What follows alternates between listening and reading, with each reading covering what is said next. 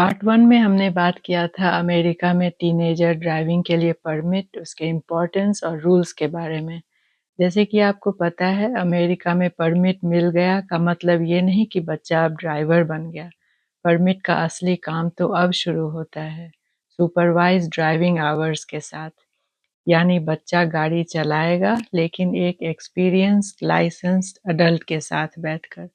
और ये पार्ट बहुत ही इम्पोर्टेंट है क्योंकि यही वो स्टेज है जहां एक्सीडेंट्स की संभावना कम करने के लिए लॉ कहता है कि पहले प्रैक्टिस करो फिर ड्राइविंग करना अकेले। इस पार्ट में हम बात करेंगे परमिट के बाद कितने घंटे चलाना पड़ता है, यानी कि सुपरवाइज्ड ड्राइविंग आवर्स का मतलब क्या है। तो मान लीजिए आपका बच्चा स्विमिंग सीख रहा है, स्विमिंग पूल में उतरना अलाउड है, लेकिन कोच पेरेंट्स के बिना नहीं। बस यही कॉन्सेप्ट ड्राइविंग में भी है यहाँ यूएसए में। परमिट मतलब सीखने की परमिशन और सुपरवाइज्ड आवर्स मतलब कितना प्रैक्टिस किया, उसका प्रूफ या रिकॉर्ड। अब बात करते हैं पॉइंट नंबर 2 की, यानी कि कितने घंटे प्रैक्टिस करनी पड़ती है। तो अमेरिका में इसके लिए हर स्टेट का रूल अलग है, लेकिन यूएसए में बहुत कॉमन पैटर्न है कि लगभग 50 घंटे सुपरवाइज्ड ड्राइविंग मांगी जाती है और उनमें से करीब 10 घंटे रात यानी नाइट टाइम ड्राइविंग। कुछ स्टेट्स में ये कम भी हो सकता है, जैसे न्यूयॉर्क जैसे स्टेट्स में 50 आवर्स सुपरवाइज्ड ड्राइविंग होनी चाहिए और उनमें से 15 आवर्स नाइट टाइम का ड्राइविंग होना चाहिए। तो रूल्स याद रखना बहुत ही आसान है, लगभग 30 से 50 घंटे कॉमन रेंज है।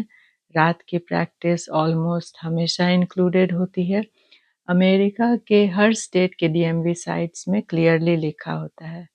पॉइंट नंबर 3 में हम बात करेंगे कि सुपरवाइज्ड ड्राइविंग में कौन साथ में बैठता है। तो यह भी स्टेट पर डिपेंड करता है, लेकिन एक कॉमन लीगल आइडिया है कि सुपरवाइजर के पास वैलिड लाइसेंस होना चाहिए और कई जगह मिनिमम एज जैसे 25 प्लस का रूल होता है।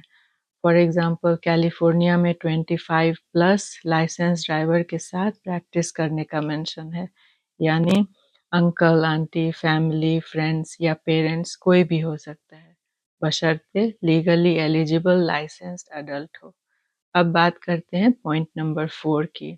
आप सोच रहे होंगे कि नाइट टाइम ड्राइविंग का मतलब क्या है। तो नाइट टाइम ड्राइविंग का आमतौर पर मतलब है सनसेट के बाद, यानी सूरज ढलने के बाद का प्रैक्टिस आवर्स। कुछ states exact night time window भी डिफाइन करती है, पर रूल स्टेट वाइज होता है। न्यूयॉर्क में अपने रिक्वायरमेंट्स में आफ्टर सनसेट लैंग्वेज यूज करता है। अब करते हैं पॉइंट नंबर 5। इसमें आवर्स कैसे गिने जाते हैं। तो इसके लिए बहुत स्टेट्स चाहती है कि पेरेंट्स गार्जियन एक लॉग रखे जिनमें नोट डाउन करें तारीख, डेट, कितनी देर ड्राइविंग किया, कितनी देर नाइट टाइम ड्राइविंग किया, किस तरह की ड्राइविंग, यानी कि सिटी सरफेस रोड्स पर या हाईवे पर। न्यूयॉर्क में तो रोड टेस्ट के समय सर्टिफिकेशन ऑफ सुपरवाइज्ड ड्राइविंग जैसा साइन प्रूफ ले जाना पड़ता है। तो मेरे हिसाब से बेस्ट तरीका है एक सिंपल नोट्स ऐप या डायरी में लॉग रखिए, बाद में टेंशन नहीं होती है। अब पॉइंट नंबर 6 पर बात करते हैं, जिसमें इतने घंटे पूरे कैसे करें और पेरेंट्स के लिए कैसा होना चाहिए ये प्रैक्टिस स्केड्यूल। तो मैं आपको एक रियलिस्टिक स्केड्यूल देती हूँ। तो वीक डेज में 15 to 20 मिनट